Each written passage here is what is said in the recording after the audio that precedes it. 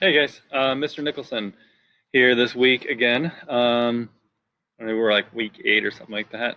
But anyways, got outside this week. It is super nice out. So I hope you are all doing the same, getting out, getting some fresh air, and enjoying this time here. Um, Heck, why don't you even pause the video and find somewhere outside to watch this. Might make you feel a little better if you're not feeling that way. Um, So, uh, this week's topics. Come on. A couple minutes. Yeah. All right. Sorry. Son had a question there.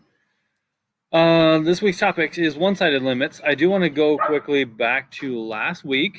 I wanted to address a question that I know I would have had in the class, and it's a question I like to answer. When am I ever going to use this? Sometimes it's harder to answer than others. Don't get me wrong, but calculus is a classic where people would assume, well, if I'm not going to be an engineer, when would I ever use this? And the thing is, it's not just engineers using calculus. It's engineers. It's the medical field. I know some of you are looking to go into the medical field or even into dentistry, right?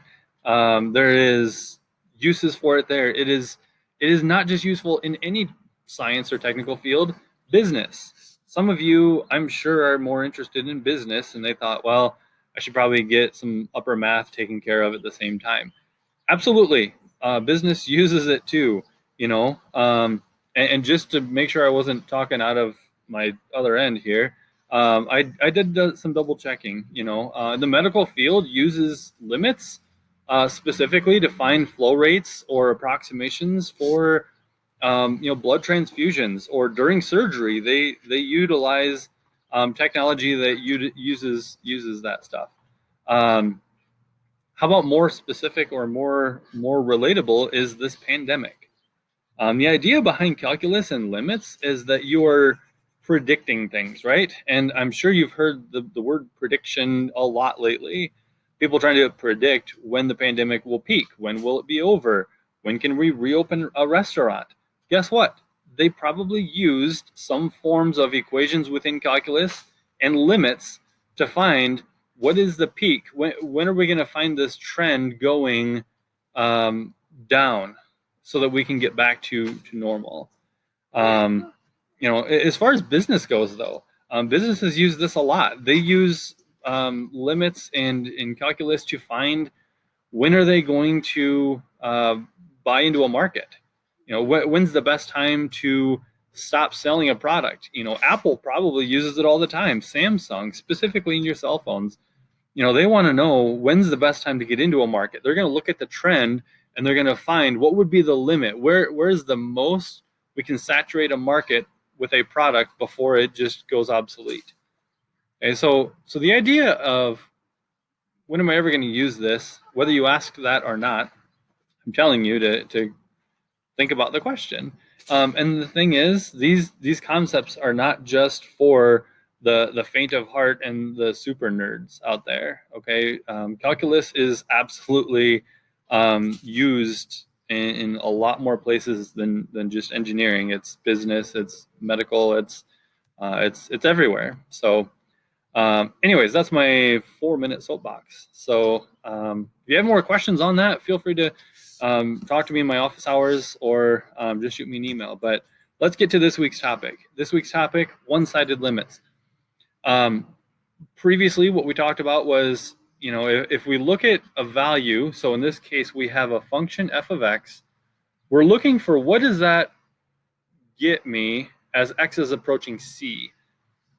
All right, and that is a very common notation. C is kind of that, it's short for constant, basically. So, as we approach x equaling c, what do we get for our limit? Well, before this week, we said, if it approaches one value, so it approaches uh, h from the left and it approaches j from the right, and those two values are not the same, then our limit cannot exist, because we can't predict from both sides what's going to happen. So some occasions we still want to know what would the limit be from one of those sides. And if we just left it as what's the limit as x approaches c, we can't. So this week we're introducing a little bit of new notation, and it's just simply a superscript. A superscript is like an exponent. So when we look at this new equation, what we're asking is, what is the limit of f of x as x approaches c from the right? If it's a plus sign, it's saying, let's look at the equation from the right. So get from really big numbers, tracing back to the left until you get to c. And what's my limit? We're completely ignoring anything to the left. So go to the value c and cover up anything to the left. And we find in this case we're saying it equals L. So what this says is that f of x approaches L as x approaches c from the right. The other one is a superscript of a minus, and that is the limit of f of x as x approaches c from the left. So you just add that phrase at the end, from the left, from the right, and what you're doing is you're splitting your equation, your graph, into two sections. So C is your dividing line in this case, and you either cover up the left side or you cover up the right side, depending on which limit, one-sided limit you're looking for. So now what we've done is we've opened up that possibility that we can find a limit at a particular value, C, if before it didn't exist because it approached two different values. So take a look at this. Examples 1 through 4, great examples. I am particular, we'll be doing example 4, which is our AP style questions. So good luck on the rest of them and practice problems, but I will see you guys in example 4.